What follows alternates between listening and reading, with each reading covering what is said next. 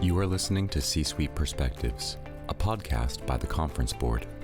Welcome to C-Suite Perspectives, a signature series by the Conference Board. I'm Dana Peterson, Center Leader of the Economy, Strategy, and Finance Center at the Conference Board, and guest host of today's episode. Joining me today is Stephanie Guichard, Senior Economist of Global Indicators here at the Conference Board. In today's conversation, we're going to be talking about the U.S. consumer confidence measure that was just released, as well as the ongoing U.S. shutdown, or federal government shutdown, that is. Welcome, Stephanie. Good to be here. Excellent. Let's just dive right in. How are consumers feeling in October, and how do this month's results compare to the last few months? So these months, we didn't see much change in the consumer confidence. It decreased a little bit, but it's really moving sideways. And in fact, when we look back, we can see that since June, it has been moving in a relatively narrow range, which is below the level where it was last year and even 2022, 2023. So we didn't see much action this month. Okay. Talk about the present situation. What were consumers thinking? So consumers were a bit more positive about the present this month. So we saw some slight improvement in how they view the business conditions right now. And we also saw some improvement in how they assess the labor market. And this is quite interesting because the assessment of the labor market had been declining since the beginning of the year. So that's the first month when we saw a slightly more positive view about the labor market. Great. Maybe that'll keep up over the next few months. What about expectations? What were the larger influences on how consumers viewed the future? So expectations were weaker in the month than they were in September. And this is what has driven the index overall consumer confidence down this month. So consumers were a bit more pessimistic about business conditions going forward. They were also a bit more pessimistic about the labor market going forward. And then regarding income, they are still optimistic, but a bit less than they were in September. So given all these feelings and perceptions that consumers have, are they still anticipating a recession within the next 12 months in the survey? So if we focus on the share that thinking that a recession is extremely likely, now the share has been declining slowly. However, what's interesting is that we see a slight increase. It's not huge, but we still see an increase of the share of consumers that are thinking that the economy is already in a recession. So that's quite interesting. Some people are really stressed out about the current situation. But for the most part, they're just suggesting there could be one, but not one that's severe. And very few people are saying we're already in it. Okay. So have consumers' inflation expectations improved or worsened recently? What are we looking at here? So they ticked up a little bit in October. So they were at 5.8 in September. Now it's 5.9. So overall, it's not changed much. It's still way higher than where it was last year. However, they reached a peak at 7% in April. And since then, it has been cooling down. So we are in this kind of cool down phase where they are not as high as during the peak, but still above the level of last year. I think some of that easing has come from the fact that many of the worst of the tariffs were delayed, and we still have tariff deals being made. So there still could be some pickup in inflation above what we're seeing now that might cause consumers to raise their inflation expectations again. Do you think that's possible?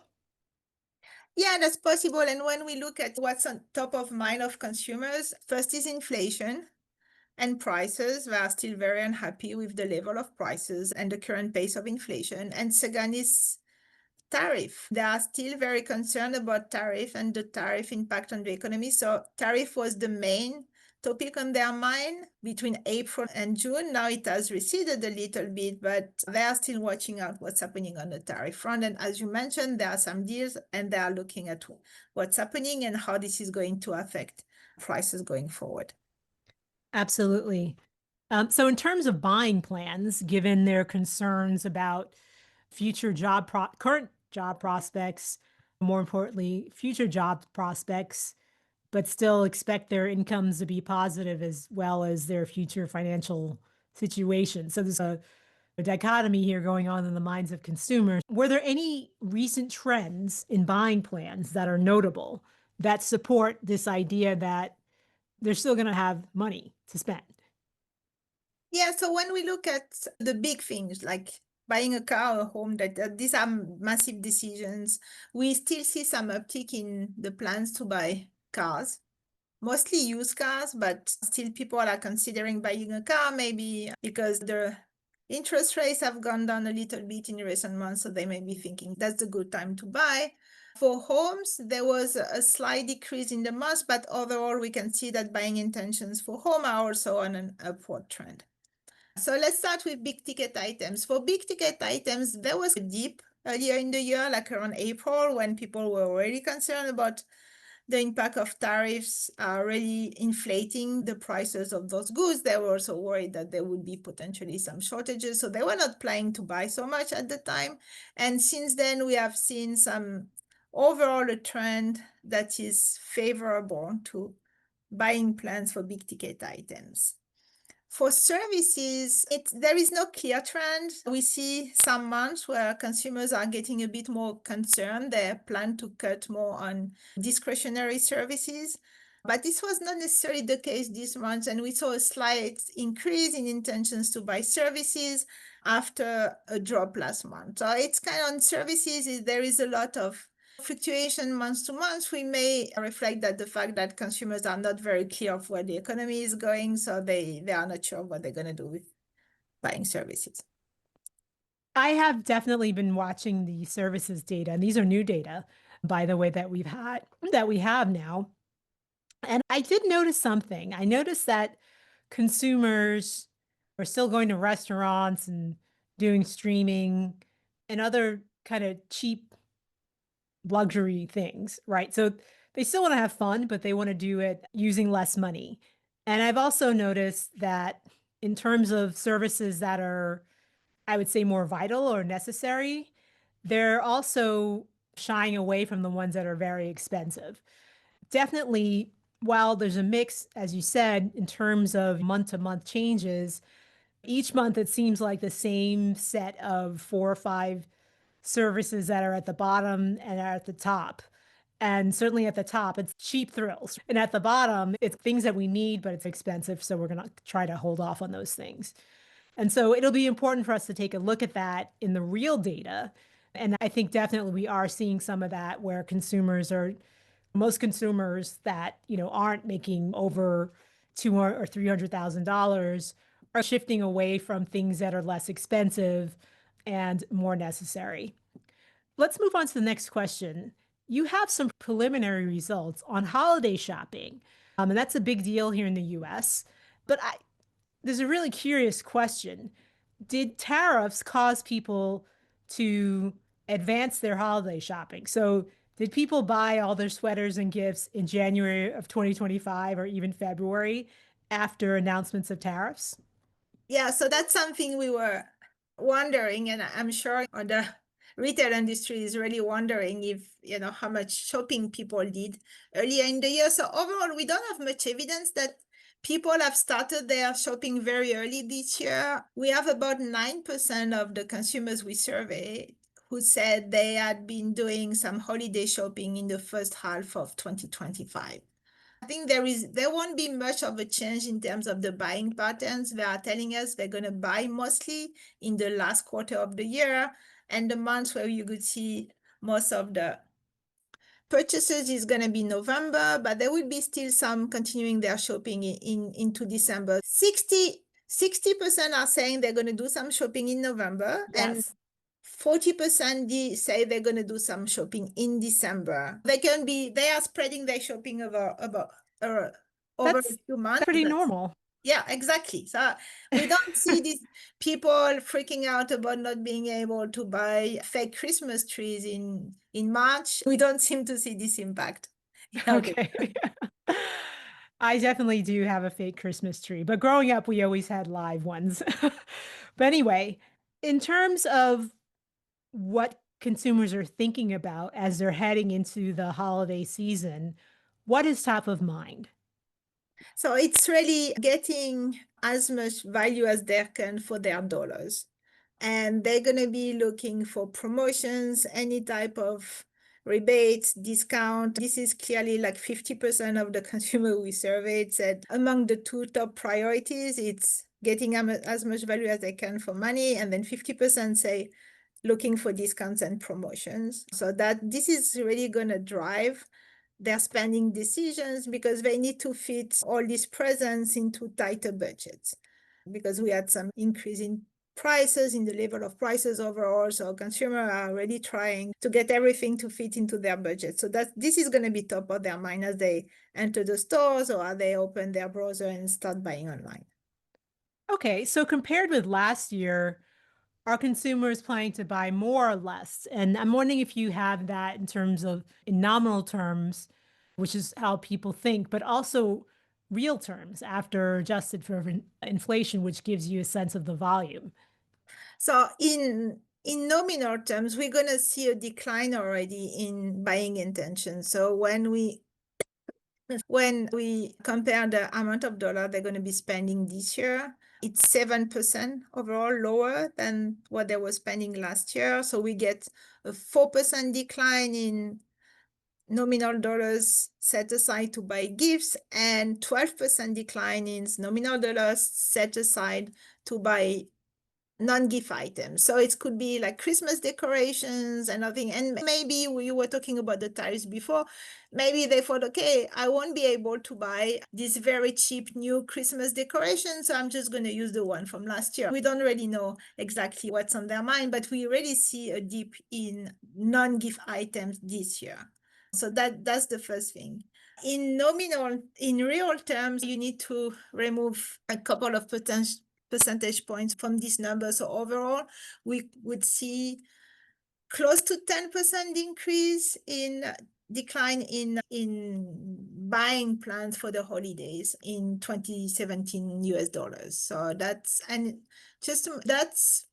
a substantial decline, and the overall amount they're going to spend is lower than what they were spending not only last year but also in the few years before. Excellent. That's really good to know. We are going to take a short break and we will be right back with you in a few more moments to continue our conversation. What does the future of work mean for your employees? How will your company navigate the future of AI? Will there be a global recession? At the Conference Board, our experts translate the latest research and economic analysis into insights and real-time problem solving for your organization. Membership at the Conference Board provides your team with an assortment of knowledge from economics, marketing and communications, governance and sustainability, public policy, and human capital. As a member, you'll have access to our center experts, member-exclusive events, data and benchmarking tools, and peer sharing that will help you understand the present and shape the future. Consider becoming a Conference Board member today by visiting www.conference-board.org. Welcome back to C-Suite Perspectives. Again, I'm Dana Peterson, Center Leader of the Economy, Strategy, and Finance Center at the Conference Board. I'm still joined by Stephanie Guichard, our Senior Economist of Global Indicators, and we are actually going to flip the table. So Stephanie will ask me questions about what's happening in terms of the shutdown in the United States. Stephanie? Yes, Dana. So I think it's really great we are releasing this CCI data today because otherwise we are a bit in the dark regarding what's happening in the economy. I just wanted to mention, I forgot to mention it earlier, we don't see so much of an impact of the shutdown currently in our data. Were just collected during the first 3 weeks of the shutdown, and also, we see some pickup of consumers mentioning the shutdown as something affecting their views of the economy, but it's still marginal compared with the other topics we discussed earlier today, like inflation and tariffs. But so what I'm wondering is, how is the Fed and other observers, how are they looking at the US economy? What are they doing to understand what's happening currently in the US? Yeah, that's a great question. Indeed, there is little to no federal government data, and whatever data we are getting has been linked to emergencies. Indeed, the Consumer Price Index data were released last week so that the Security Administration could use inflation to raise the COLA for Social Security. And the COLA is the cost of living adjustment that our senior citizens are always looking for to lean against inflation. But that's about it in terms of federal government data. However, there are lots of private organizations that are producing data, as well as the Federal Reserve Board, the board itself, and also many of the banks throughout the system, and as well as some of the private entities include ourselves, the Conference Board, but also the National Association of Realtors published pending home sales, and also the Case-Shiller S&P Case-Shiller index of existing home sales is also going to be published. So we'll get some concept of what's happening in housing. Some of the Fed's data are not going to be released because they depend upon other data. But still, now we do have a little bit of information. And also, just like we do, many private sector organizations, as well as the Federal Reserve System in general, can talk to executives and owners of companies and consumers and get a sense of what people are feeling and thinking, even though we don't have this hard data. So that's good enough for now. But should this shutdown progress or persist, it's going to be much more difficult for the government to actually collect the data in order to clean it and then produce it. And so right now, we do think that the Fed is going to go ahead and cut interest rates this week because they do have some private actual data, especially data about sentiment and confidence from businesses and consumers, but also because they have these contacts that they can speak with. Okay, so that's great. Still, it's great to have at least some information about what's happening. And so what does it tell us about the impact up to now? We are in the fourth week of the shutdown. So what has been the impact so far on the economy, and what industries are the most affected right now? Sure, absolutely. Typically, this isn't the first shutdown we've had, and it certainly isn't the longest, but we're getting close. The longest was 35 days back in, I think, 2018. And so we're almost at a month. And then, so basically this week and the next week, once we get beyond that, then we'll have the longest shutdown ever. But still in all, most of the time government shutdowns have a slight impact and then it's almost completely reversed later. So prior shutdowns would cut anywhere from a tenth to 3/10 of a percentage point off of real GDP on a quarterly annualized basis in that quarter. And then typically it's made up once the government reopens, goods and services, permits, all those things start moving. There is some GDP lost from people who didn't get paid once the government opened back up. Sometimes it's contractors or the newsstand in the government building. And also people are not going to go get two haircuts to make up for the haircut that they didn't make while they were on furlough. A longer shutdown could maybe cut a half of a percentage point. But even still, that was going back to the 35-day one. But if this keeps going, there will be greater effects. But so far, what we've seen is a lot of discomfort. Certainly, there are over 700,000 government workers that are on the sidelines. Many have been furloughed, which means that they are still employed, but they're just not getting paid. But there's also been potentially another 100,000 or so that are still getting paid and working who are not getting paid and working, and those who are actually let go. And there's still the risk that the administration may take this opportunity to release more government workers. And indeed, several 100,000 government workers were let go at the end of September because they took the buyout package, more or less. But I think that for the most part, it's a major inconvenience, certainly for the people who were being impacted directly, but it's also causing issues in terms of paying for key things like paying for soldiers to continue working, making sure that TSA and air traffic controllers are still showing up to work and not calling in sick. And certainly for any business that's reliant on federal government data or reliant on serving the federal government has been challenged. Okay, great. What needs to be done so that this shutdown ends?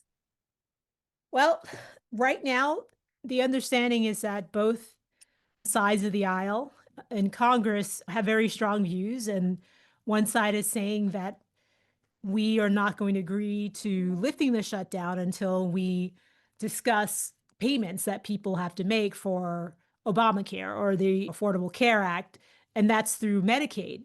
And so many of those subsidies that lowered the price of Medicaid for many Americans are going to rise.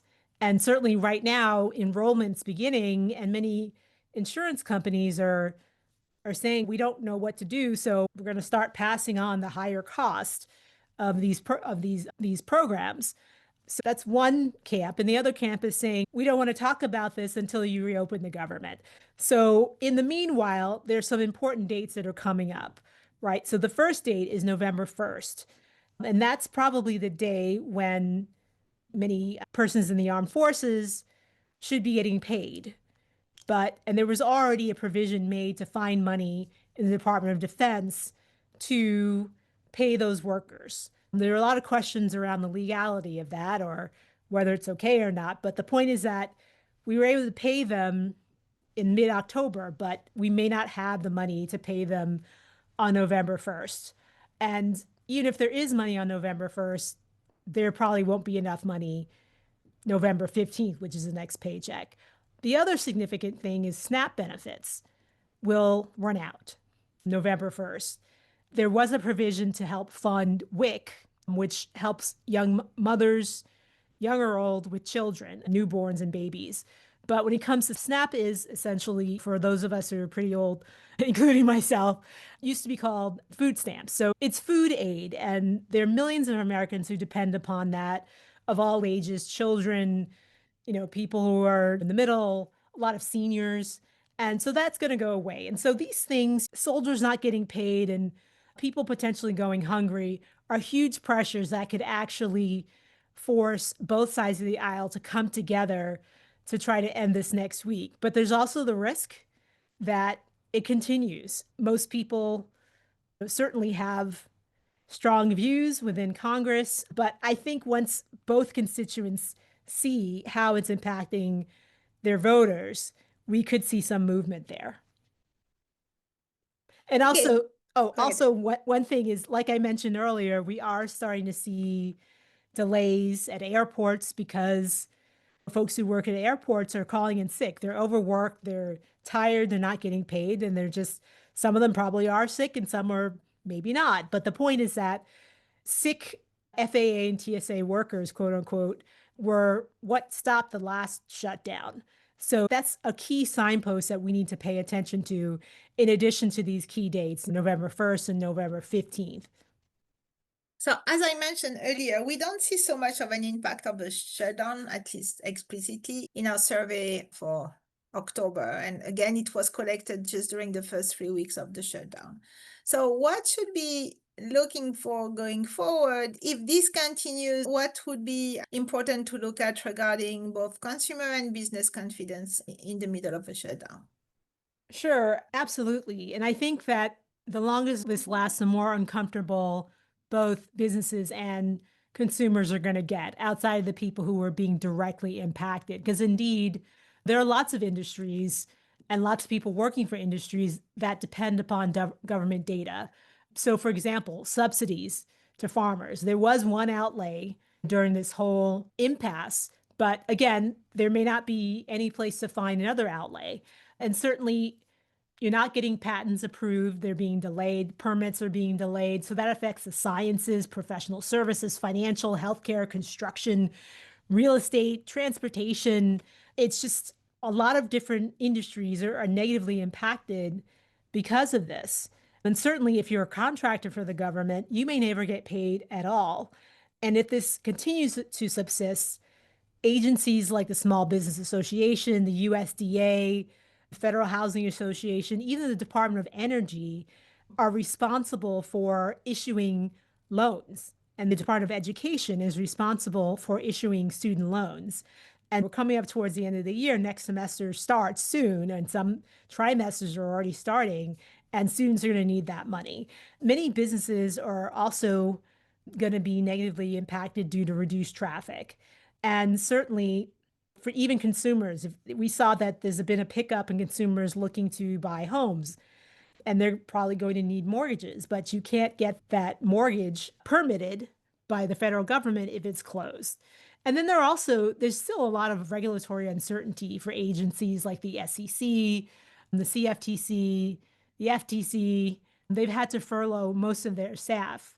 And also things as serious as federal flood insurance. And with still hurricane season, we can still have severe storms, and people may not be able to tap into those resources if they're negatively affected. And so there's a lot here where this can just metastasize into something much worse. And then finally, I would say it's very difficult for policymakers and also financial markets to operate, and for policymakers to conduct monetary policy and financial markets to buy and sell off of data if there is no data. And that gets more and more difficult as this drags on. Okay, thank you, Dana. If it lasts, it's really going to be good, especially if it lasts into 2026. Indeed, we're going to see a pretty sizable dent in real GDP growth. And some of that, again, will not be recovered because, for example, if you cannot collect employment data because everyone is furloughed, then you're going to have difficulty, the government's going to have difficulty catching up and making sure that we don't have breaks in series that are important for businesses and consumers to understand as they go about their activities. Okay, any ways we could finish on a happier note? Or Sure. I have to say that despite all of what's going on geopolitically, politically, domestically, abroad, is that there's still a really strong sense of resiliency in the US. We still have a lot of capital that can be spent. Consumers still have decent finances, even if they may say they're concerned. And I think most importantly, most consumers are still working. There's not been much firing, but there hasn't been much hiring, but there's also been very little firing. Even though businesses are in stasis, most of them are not letting people go, even though you may hear about certain industries cutting workers, especially over the last few days. But even still, there are 163 million people working. And if there's 10,000 here or 5,000 there, it's terrible for those individuals. But still, in all, most Americans are working, and their wages are still growing at a pace that exceeded anything we saw between the great financial crisis and also the pandemic. And also, some consumers do have assets, and stock market is still doing quite well, and the dollar's starting to recover after weakness. And so there are many consumers who are going to benefit certainly from those financial assets. And we're probably going to make it through with some slowing in the US economy, some rise in inflation, an uptick in the unemployment rate. But the Fed is going to continue to cut interest rates because inflation has come off of extreme highs, and it's only about 1 percentage point or so above their target.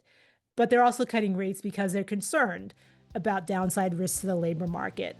And so those rate cuts are going to make financial conditions a little bit looser and hopefully continue to lower mortgage rates so that we can get the housing market back started. And certainly, I think once we get past the shutdown, tariff negotiations, and also whatever new things come up or crop up next year, that we're going to see the economy pick up. And indeed, while we have, I think, the fourth quarter of this year and the first quarter of next year as being weak and nadir, we expect growth to pick up to around 2.25%, maybe even 2.5% by the end of next year. So this is a soft patch, and it's going to hurt, but I think we're going to get through it. Okay, thank you, Dana. That was a great conversation. Thanks for being here with me today. Thanks for having me, and thanks for you also being with me today. And thanks to all of you for listening to our C-Suite Perspectives. I'm Stephanie Guichard, and this series has been brought to you by the Conference Board. You have been listening to C-Suite Perspectives, a podcast by the Conference Board.